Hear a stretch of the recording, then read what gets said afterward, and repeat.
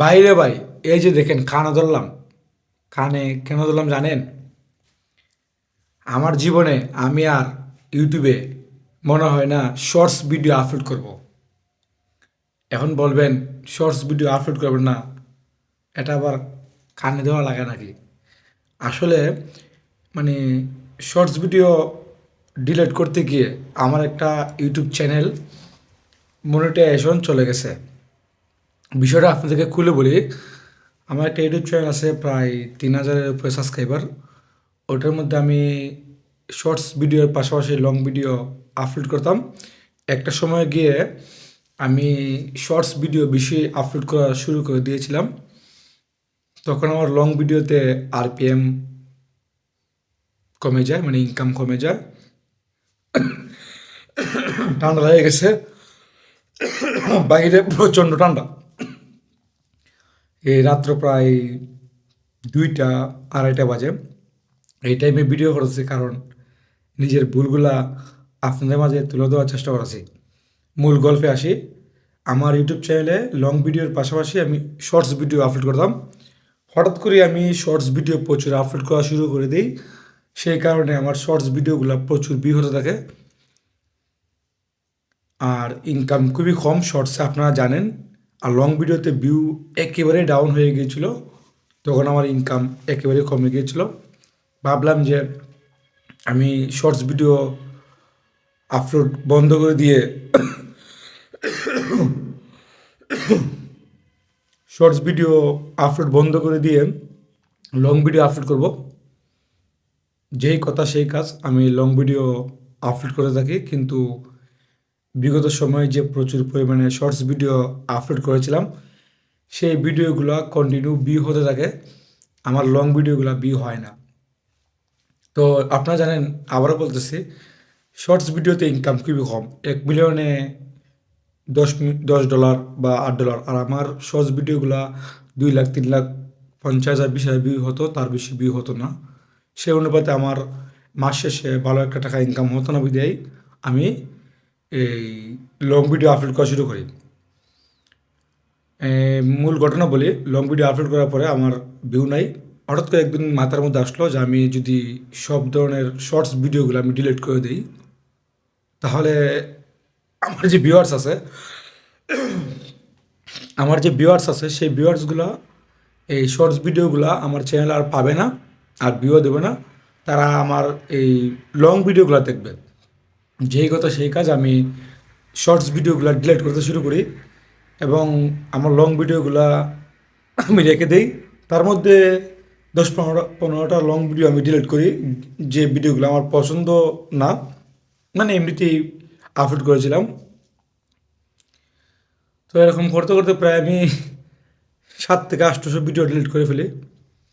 আমি আসলে একজন কন্টেন্ট ক্রিয়েটর, প্রায় বিগত ৫ থেকে ৬ বছর যাবৎ কন্টেন্ট ক্রিয়েশনের কাজ করতেছি ফেসবুকে, এবং ইউটিউবে প্রায় ৭-৮ বছর যাবৎ কাজ করেছি।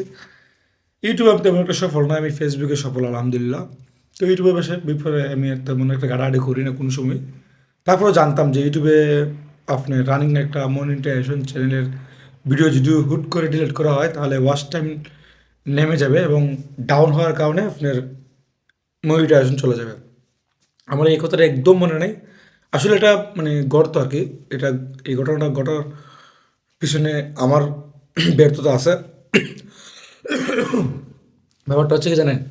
আমি এই শর্টস ভিডিওগুলো ডিলিট করার পরে ২ দিন পরে হঠাৎ করে ঘুম থেকে উঠে দেখি আমার জিমেইলে একটা মেসেজ আসছে যে আমার চ্যানেলে মনিটাইজেশন রেস্ট্রিকশন।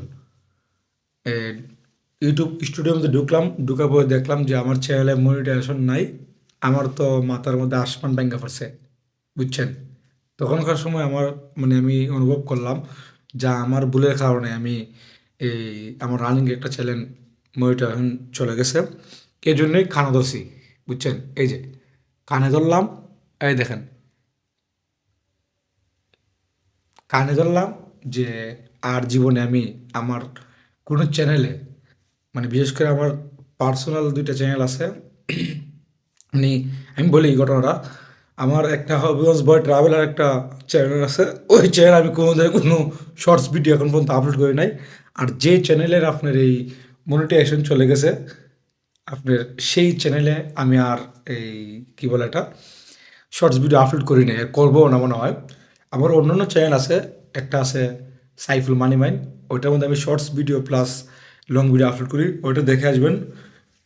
আর যদি ইউটিউব থেকে, আমি প্রথমেই বলছি যে আমার জানা মতে বা আমার সম্ভবত আর শর্টস ভিডিও আপলোড করবো কিনা জানি না আমার এই দুই চ্যানেলে। যদি আমার এই দুই চ্যানেলের মধ্যে মোটামুটি ভালো একটা টাকা ইনকাম হয়, ধরেন $5,000 বা $20,000 যদি ইনকাম হয়, তাহলে আমি আমার এই চ্যানেলে শর্টস ভিডিও আপলোড করব। মানে নির্দিষ্ট পরিমাণ আমার আশা অনুরূপ একটা ডলার ইনকাম হওয়ার পরে বা একটা পর্যায়ে সাবস্ক্রাইব হলে পরে, মানে বিশাল পরিমাণে একটা সাবস্ক্রাইব হওয়ার পরে আমি শর্টস ভিডিও আপলোড করার ইচ্ছা আছে।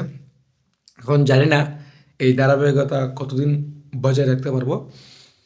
আপনারা দোয়া রাখবেন, ভালোবাসা রাখবেন। আর আমি যে ভুলের কথা বললাম বা এই যে বারবার খানা ধরতেছি, এরকম ভুল আপনারা করবেন না। আর ইউটিউবে যদি আপনি সফল হতে চান বা ভালো একটা ইনকাম করতে চান, বারবার আমি প্রত্যেকটা ভিডিওতেই বলি, আপনারা 8 মিনিটের ভিডিও, কমপক্ষে 8 থেকে 15 মিনিটের ভিডিও করবেন। তাহলে হবে কি জানেন, আপনারা ওয়াচ টাইম ভালো পাবেন, আরপিএম ভালো পাবেন, সিপিএম ভালো পাবেন, সাজেস্ট ভালো হবে, ভিডিওগুলো ট্রেন্ডিংয়ে যাবে এবং এক কথায় ইনকাম ভালো হবে। তো এই রাত্র 2টা 2:30 বাজে, আমার আসলে ফ্লড বাসার কারণে আমার রুমের ভিতরে তেমন একটা ঠান্ডা নাই। আমি বেলকনিতে গিয়েছিলাম কিছুক্ষণ আগে, মানে বারান্দায় গিয়েছিলাম।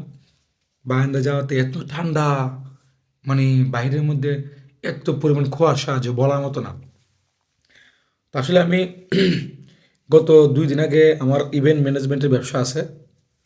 সেই ইভেন্ট ম্যানেজমেন্টের একদিনে 5টা প্রোগ্রাম ছিল। সেই প্রোগ্রামগুলোতে সময় দিতে গিয়ে আমি নিজে 2 দিন আমার লোকগুলা নিয়ে কাজ করেছিলাম প্রচণ্ড ঠান্ডার মধ্যে।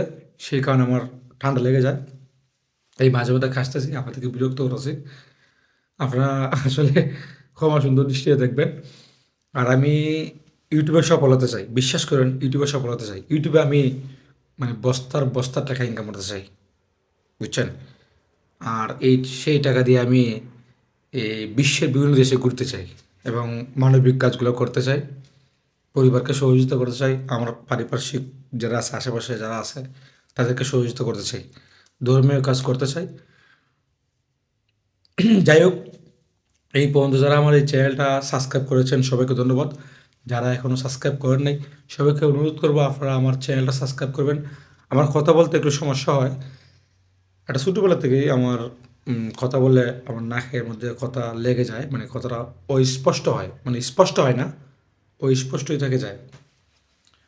তো বন্ধুরা, সবাই ভালো থাকবেন, সুস্থ থাকবেন, সবার সুস্থতা কামনা করে আজকের মতো এখানেই বিদায় নিচ্ছি। আল্লাহ হাফেজ।